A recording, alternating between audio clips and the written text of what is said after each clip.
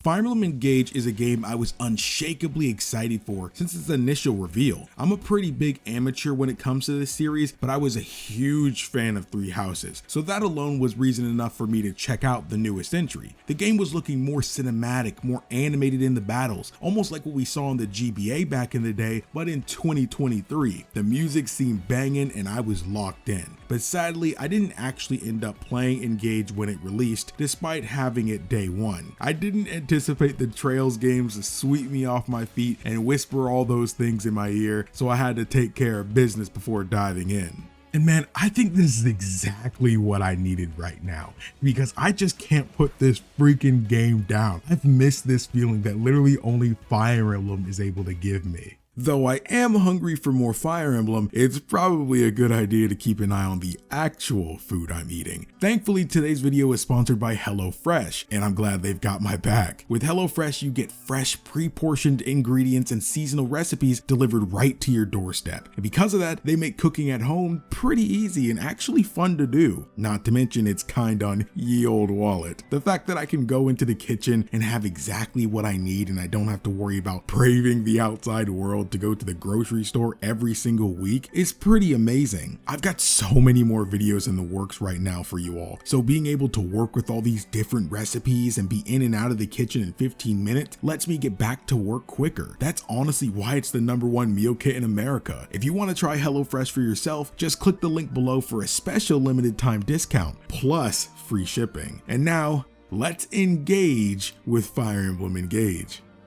I'm sorry. I'm over 20 hours into the game now, so as usual for these falling in love videos, these are my thoughts and opinions of the game up to this point. Things could change as I progress forward, but most of the game has opened up by this point, and I'm way too excited to hold off talking about it any longer. So first things first. The story. It seems this game has a much lower focus on it this time around. Not to say it isn't here, because it certainly is, but in a way it reminds me a lot of the first game, Shadow Dragon. Keep in mind, I'm not fully accustomed to Fire Emblem's method of storytelling, as I've mainly just played the newer entries in Shadow Dragon. But essentially, a war was fought against the evil Fell Dragon long ago, and in that battle our protagonist, who everyone refers to just as the Divine Dragon, was wounded and fell into a deep slumber to recover. 1,000 years later, he's awoken again, but sadly with no memories of the past, and even worse, the Fell Dragon's revival was also occurring elsewhere. Shortly after his awakening, the Queen Dragon, our protagonist's mother, was killed during the attempt to steal the country's emblem rings, the legendary artifacts that summon the spirits of great heroes from other worlds. So now the Divine Dragon and his allies must travel from country to country, making new allies, bolstering their forces, and most important of all, collecting all 12 emblem rings in order to defeat the Fell Dragon. And in case this wasn't obvious enough, the heroes that the emblem rings summon are past Fire Emblem characters, most often being protagonists of other games. Even Byleth from Three Houses is here. What's funny is that not only is this just really cool because we get to see so many characters that are stuck on those old entries fully fleshed out in 3D here, but in a way this game is kind of like the mobile game Fire Emblem Heroes, which I don't mean in a bad way. While I'm not the biggest fan of mobile games, it's hard for me to play games on something that I keep feeling like I need to switch to Twitter or Discord on. But out of all the mobile games I've tried to get into, this is by far one of the ones I played the most, because Fire Emblem is a really simple kind of game, and while yes, a mobile game can't really have everything a console entry can, it's more than passable for a pocket-sized bit of fun, I've always felt. So to see this sort of gacha hero mechanic used in a way for a console game felt so genuinely fascinating. I was worried that with a game relying so much on old characters, it'd be a game that I feel it used them as a crutch, since they'd struggle to make interesting original characters, and I'd say I was only half wrong about that. The biggest thing I could have potentially been worried about is that when considering a gacha styled Fire Emblem on a home console, it's natural to assume the emblems would have been used as their own individual units with some minor limitations, but undoubtedly being better than the regular characters. But I'm glad this wasn't the direction the developers chose to take. See, gameplay wise, I feel like all the new characters have been fun and meaningful in their own right, which we'll get into more in a bit.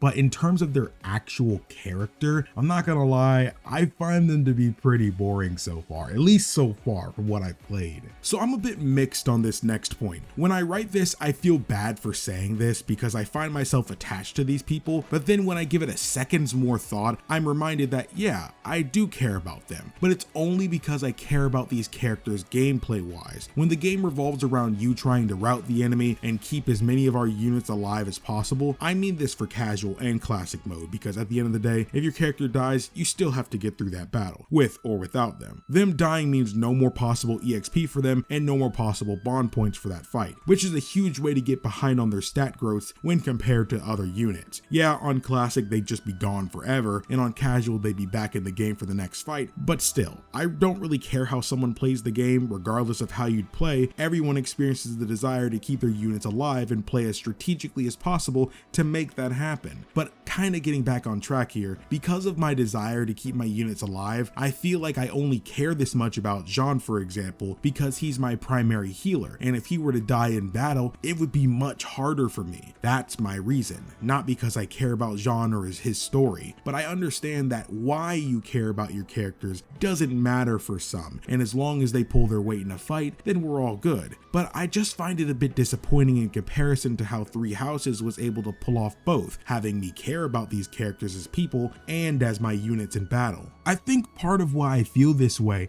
is because the support conversations in this game, I don't know if it's just me, but they're so freaking boring. It doesn't matter what rank they're at, from C to A, they're all just boring. And the bond conversations with the emblems are legit 1 to 2 sentences. It's painfully bland, no matter how many of them I do. It feels like it's missing that aspect from Three Houses, to where each of these supports kind of had their own little small meaningful stories that kind of give a bit more insight into the characters, their personalities, their past, just all their relationships with each other. It feels like something is missing. It feels like they attempt this, but they never go to the point to where it's what truly made these supports such a good addition to this franchise. The execution here is what's falling flat for me. I know a lot of people may get annoyed at me for constantly comparing what this game does with what Three Houses did, but you gotta understand that the goal for the supports are not only for increased benefits and relations between units in battle, but also for the player to grow more meaningful connections with the unit. And I make these comparisons because that game was the latest mainline console Fire Emblem before this game, and it's only natural to compare both of their attempts at the same thing. So using the argument that Engage isn't trying to do this with its supports is just not true. I just don't think Engage wanted to put in the effort to make them more meaningful, but I also think that's okay because the game shines in so many more areas that are way more fun to just gush about, like the gameplay. For one, they brought back the weapons triangle, which I love so much. I was really disappointed it wasn't there in Three Houses, so to see it here again made me so happy. Mechanics like this really bring a consistent strategy into the mix. New this time around, they actually ditched weapon durability. Now, some things are still limited use, like heal and mend magic, for example, but things like offensive magic like fire and thunder, or regular sword, spear, bow, and axe attacks all can be used an unlimited amount of times on a single one of them. Buy one and it works forever. I saw some people saying this is a bad thing and hurts the difficulty and gameplay loop, but in my opinion it feels more like a system that's been streamlined, because at the end of the day, by the time a weapon's durability was gonna run out in past games, new weapons would appear in the shops or enemies would be dropping better ones anyway. So the core of what we had to do regarding this didn't really change, outside of not being influenced of what action to take in battle with that durability in mind. I remember in the past sometimes I would want to go for a special attack in Three Houses because it'll kill the enemy unit in one shot, but I would end up talking myself out of it because that attack would lower my durability more than a regular attack would. I did like that kind of deliberation, but I still get that sense of inner conflict in battle from other avenues, so I think it's okay.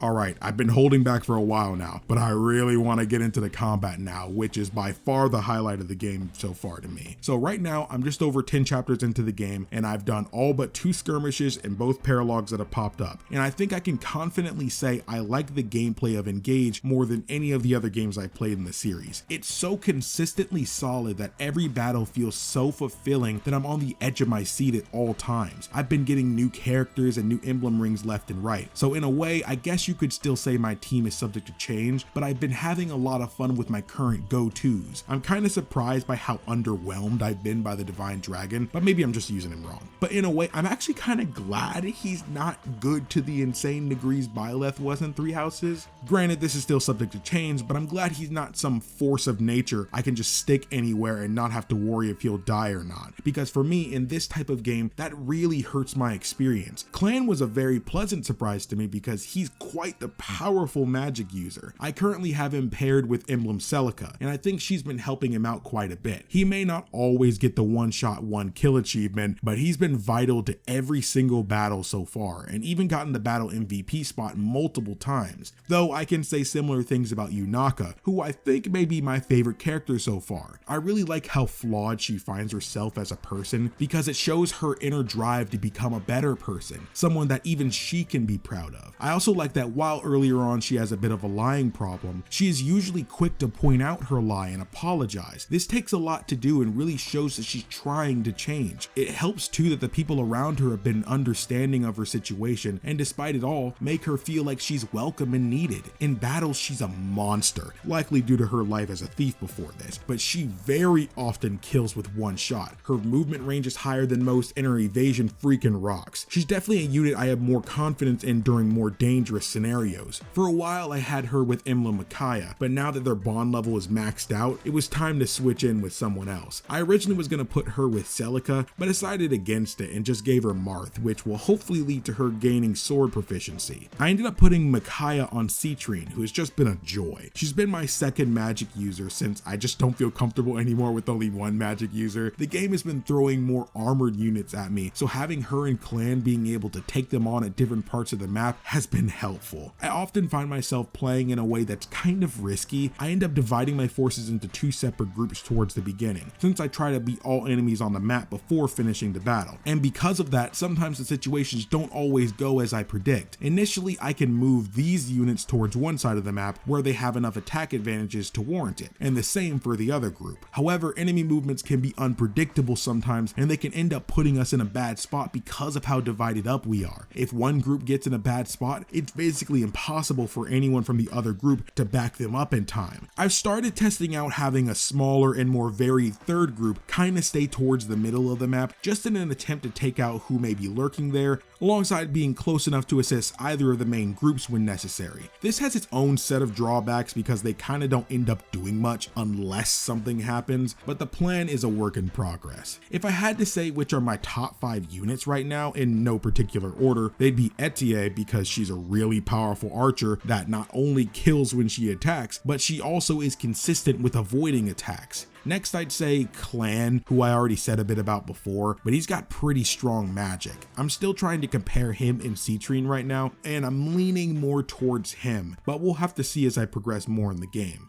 It'd be impossible for me not to include Vander though. He's way too freaking strong. It's always kill on sight. He's consistent with his evasion, but he's also really good at taking a hit. If he's gonna die, it's gonna be because of magic, but even then, it won't take him down easily. I can afford to play risky with him because more often than not, he'll come out on top. Of course, there's Yunaka, who I also mentioned beforehand. She's fast, she's quick to avoid enemy counterattacks, her range is pretty fantastic, she's all around a great unit. Lastly, I'd probably say Louis. While his range isn't great and it won't take too much magic to finish him off, but everything else he encounters is practically fodder to him. He can take on and finish off flying units in one strike, and at this point where I'm at now, unless you're a magic user or maybe have a smash weapon, there's only a small chance enemy units will even deal him any damage at all. He's really reliable, and putting Sigurd on him was definitely a good idea. But at this point, you're probably sensing a pattern here.